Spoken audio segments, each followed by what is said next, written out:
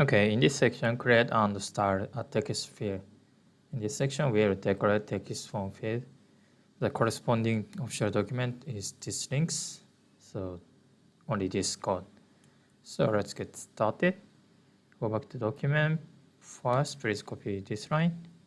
This is decoration for name field. So open editor and inside name, text field, text form field. Paste this and save this and check the output.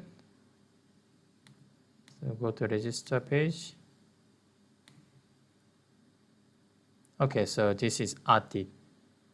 This is rapid text and hint text. You see, this is a hint text. Okay, so this is a decoration. So let's go back to document.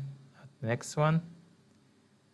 Next one is decoration and keyboard type. So copy this and go to email text form field here. Paste this one and fix indent. Save this and check the output. This is email and hint text. And you see the keyboard is changing. So this is the name keyboard and this is email keyboard. The change is a little bit, but it changes. So let's go next. Next one is this one, password decoration. Copy this and go down, scroll down, and here paste this one and fix indent. Oops, save this. Check the output. This is rubber text password, and you type some text. The text became obscure. So let's go next. This is same one, but rubber text is confirm password. So copy this code.